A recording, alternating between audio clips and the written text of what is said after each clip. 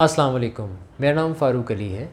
آج میں آپ سے بات کروں گا ایک لائف لیسن پہ، اور وہ لائف لیسن یہ ہے کہ جب ہمیں کوئی آفر آتی ہے، ہمیں کوئی ڈیسیجن لینا ہوتا ہے تو ہم پریشرائز فیل کرتے ہیں اور ہم فوراً اس کا فیصلہ کرتے ہیں۔ جیسے کوئی ہمیں فار انسٹنس کوئی آفر کرتا ہے، ہمیں کہتا ہے کہ آپ کو یہ ڈیل منظور ہے، تو ہم کہیں گے کہ جی چلیں ٹھیک ہے، اس کو کر لیتے ہیں۔ یا پھر آپ بولتے ہیں نہیں مجھے اس کو نہیں کرنا۔ یا کوئی آپ کو ملنے کے لیے فار انسٹنس آپ سے پوچھتا ہے کہ کیا آپ پرسوں مل سکتے ہیں، آپ بولتے ہیں ٹھیک ہے ہم مل لیتے ہیں، یا نہیں ملتے۔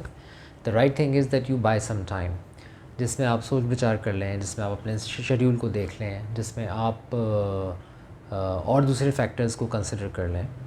90% کیسز کے اندر ہم پر کوئی دباؤ نہیں ہوتا کہ ہم ڈیسیجن کو آن دا اسپاٹ ہی لیں، لیکن ہم جنرلی لائف کے اندر خود بخود یہ فیصلہ کر لیتے ہیں کہ ہم شاید دباؤ میں ہیں، اور ہم اس کو اسی وقت کہہ دیتے ہیں کہ ٹھیک ہے آپ اس کو کر لیں، اور بعد میں sometimes it happens that you do regret that you should not have said yes, اور maybe you should not have said no. تو دا رائٹ تھنگ از کہ جب بھی ایسا ٹائم آئے، جب بھی ایسا پوائنٹ آئے جہاں پہ آپ کو لگ رہا ہے کہ آپ کو ڈیسیجن لینا ہے اور آپ کو سوچ بچار درکار ہے، تو آپ ٹائم بائی کر لیں۔ ٹائم بائی کرنے سے یہ ہوگا کہ آپ تمام ویریبلس کو اچھے طریقے سے کنسیڈر کر پائیں گے، آپ تمام فیکٹرز کو پہ غور کر پائیں گے، آپ دوسرے لوگوں سے بھی مشورہ کر سکتے ہیں، آپ استخارہ بھی کر سکتے ہیں۔ So the best thing is to buy some time. اسی لیے نیگوسیشن اسکلز میں اس اسکل کی، اس ٹپ کی بڑی اہمیت ہے کہ آپ رائٹ ٹائم پہ ٹائم بائی کر لیں، بجائے کہ آپ نو کہہ دیں اور آپ کو ریگریٹ ہو، یا پھر آپ یس کہہ دیں اور آپ کو regret who. So the best thing is to buy some time before you say yes or before you say no.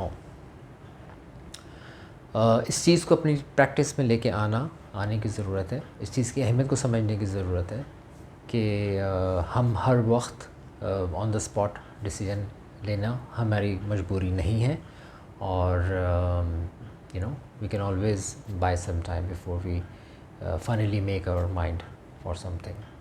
اپنا خیال رکھیے گا۔ آئی ہوپ کہ آپ کو اس ویڈیو سے فائدہ پہنچے، اور آپ اس لیسن سے لرن کریں، اور آپ ہمیشہ سوچ بچار کے ایک تھاٹ پروسیس کے بعد کسی فیصلے پر پہنچیں۔ تھینک یو سو مچ۔ اللہ حافظ۔